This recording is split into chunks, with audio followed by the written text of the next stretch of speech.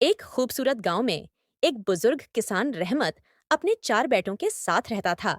वो मेहनती था, मगर उसकी सबसे बड़ी परेशानी ये थी कि उसके बेटे हमेशा आपस में झगड़ते रहते थे। कभी पानी के हक पर, कभी जमीन के बंटवारे पर, कभी मामूली बातों पर। रहमत ने कई बार समझाया, मगर वो एक न हुए। वक्त गुजरता गया और एक दिन रहमत बहुत बीमार पड़ गया। चारों बेटे उसके अर्द गिर्द जमा हुए। रहमत ने कमजोर आवाज में कहा, बेटा, हमारे खेतों में एक खजाना दफन है, लेकिन उसे पाने के लिए तुम्हें मिलकर काम करना होगा। ये सुनकर बेटों की आंखें चमक उठीं। उन्हें फौरन दौलत की चमक नजर आने लगी। अगली सुबह चारों भाई कदालें और बेलचे लेकर जमीन खोदने लगे। सुबह से शाम हो गई, मगर कोई खजाना न मिला। वो एक दूसरे को इल्जाम देने लगे।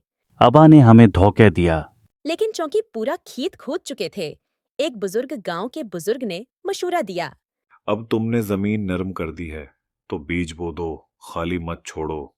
बेटों ने सोचा ये चलो ये भी करके देखते हैं। और वो मिलकर बीज बोने लगे। वो एक साथ पानी देते, जमीन की देखभाल करते और पहली बार आपस में मिलकर मेहनत करते नजर आए। कुछ ही महीनों में खेत सरसब्ज हो गए, फसल हो गई, भरपूर तैयार हो गई।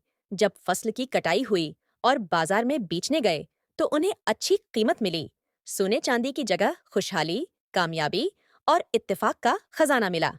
एक भाई बोला, अबा ने हमें सही खजाने का रास्ता दिखाया था। दूसरा बोला। असल दौलत हमारी मेहनत और इत्तिफाक था। रात को चारों भाई अपने खेत के किनारे बैठे थे।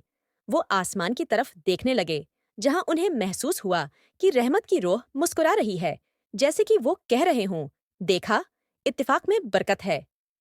इस लम्हे उन्होंने अहद किया कि अब कभी आपस में नहीं लड़ेंगे, बल्कि हमेशा साथ मिलकर चलेंगे। पैगाम: इत्तेफाक में ही बरकत है। अगर हम मिलकर काम करें, तो दुनिया का हर खजाना हासिल कर सकते हैं।